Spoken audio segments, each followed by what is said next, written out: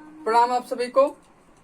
सर्वप्रथम आप सबको गौरवशाली भारत देश के 75वें स्वतंत्रता दिवस की हार्दिक बधाई देता हूँ। मित्रों, आज के दिन अपना यह गौरवशाली भारत देश गुलामी की बेड़ियों से मुक्त हुआ था। एक लंबे संघर्ष के पश्चात भारतवासियों ने खुली हवा में सांस ली थी।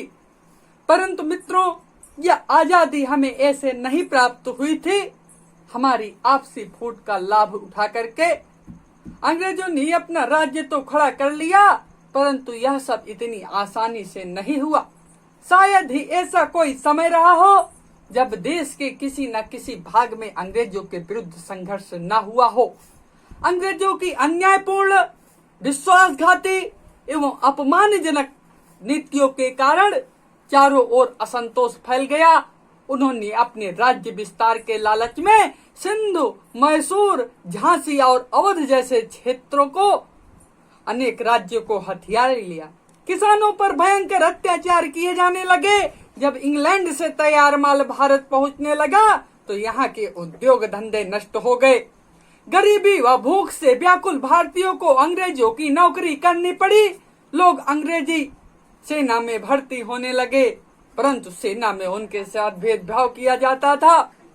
ईसाई पादरियों ने हिंदू एवं मुसलमान धर्म की खुलेआम निंदा की। धर्मांतरण पर अधिक बल दिया जाने लगा। देशवासियों को लगा कि उनका धर्म खतरे में है। इस प्रकार असंतोष की आग संपूर्ण भारतवर्ष में फैलने लगी। एक प्रभावी एवं योग्य नेतृत्व की आवश्यकता का अनुभव किया जाने लगा। इसी समय नाना धुंधु पंत, जिन्होंने अपने सहयोगी अजीमुल्ला खान के साथ संपूर्ण देश का दौरा करके एक क्रांति की योजना बड़ी दूरदर्शिता एवं चतुराई से बनाई। संपूर्ण भारतवर्ष में क्रांति को प्रारंभ करने का एक ही दिन निश्चित किया गया। वह दिन था 31 मई 1857। उस दिन रविवार था। अंग्रेज गिरजाघर में प्रार्थना करने के लिए एकत्र होते थे। उसी दिन इन अन्यायी, अत्याचारी, विश्वासघाती कुर्र अंग्रेजों को समाप्त करने की योजना बनाई गई। रोटी एवं लाल कमल को क्रांति का प्रतीक चिन्ह बनाया गया, जिसमें रोटी देश की एकता तथा लाल कमल वीरता एवं जागृति का प्रतीक था। एक गांव से रोटियां बना करके दूसरे गांव में भेजे जाते थे। गांव का चौकीदार उसका एक टुकड़ा खाता था तथा एक एक टुकड़ा संपूर्ण गांव वालों को बांट दिया जाता था। फिर उस गांव से रोटी बना करके दूसरे गांव में भेजी जाती थी।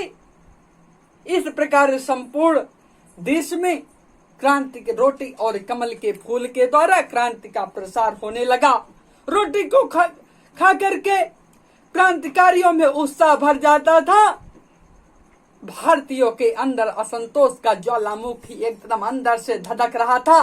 प्रतीक्षा थी तो 31 मई 1857 की, परंतु क्रांति की सुई घड़ियों के समान नहीं चलती। 10 मई का दिन था। उस दिन रविवार था। लोग हथियार लेकर निकल पड़े। जेलों की दीवार तोड़ी जाने लगी। चारों तरफ अंग्रेजों को चुन चुन करके युद्ध की मौत के घाट उतारा जाने लगा। शस्त्रागारों पर भारतीयों का अधिकार हो गया। बहादुर शाह जफर को दिल्ली का बादशाह घोषित कर दिया गया।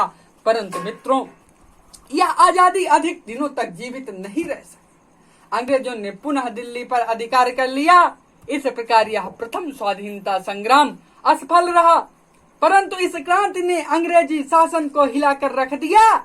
इस प्रथम स्वाधीनता संग्राम में नाना धुंधु पंत, तात्या टोपे, कुंवर सिंह, रानी लक्ष्मीबाई, मंगल पांडे आदि अनेक वीरों ने अपने प्राणों की आहुति दे दी। भारत में बीच बीच में अंग्रेजों के विरुद्ध संघर्ष होने लगे।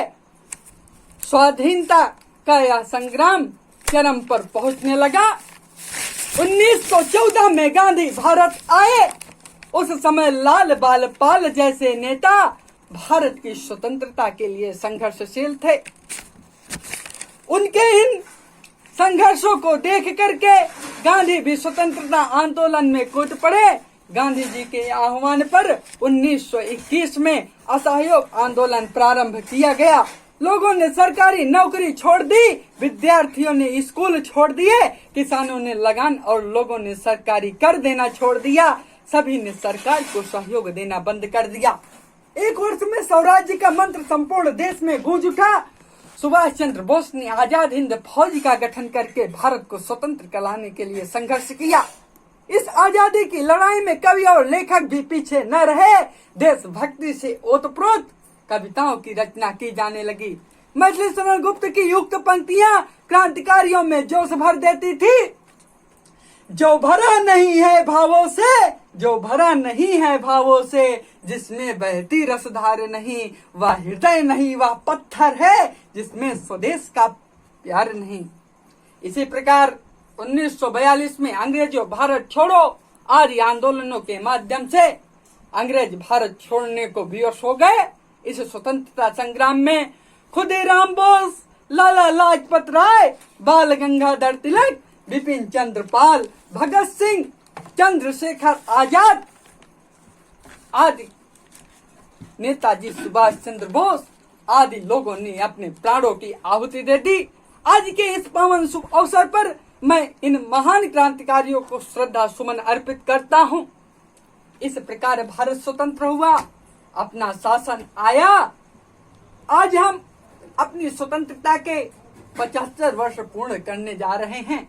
इन बीतों वर्षों में भारत निरंतर प्रगति के पथ पर अग्रसर है, परंतु वर्तमान समय में लोग आजादी के वास्तविक अर्थ को भूलते जा रहे हैं।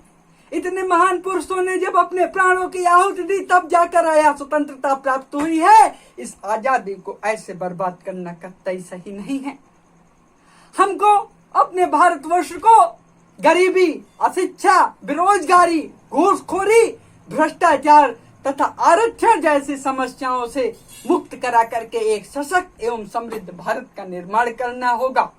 इसके लिए सर्वप्रथम युवा पीढ़ी को आगे आना होगा, क्योंकि जिस प्रकार संपूर्ण शरीर का भार युवा पीढ़ी पर टिका रहता है, संपूर्ण शरीर का भार रीढ़ की हड्डी पर टिका रहता है, उसी प्रकार किसी समाज या राष्ट्र का भार युवा पीढ़ी पर टिका रहता है। इसलिए मित्रों, हम युवाओं को आगे आना होगा। आगे चलकर हम सबको इस देश का नेतृत्व करना है मित्रों, क्योंकि मित्रों जिस ओर जवानी चलती है उस ओर जमाना चलता है।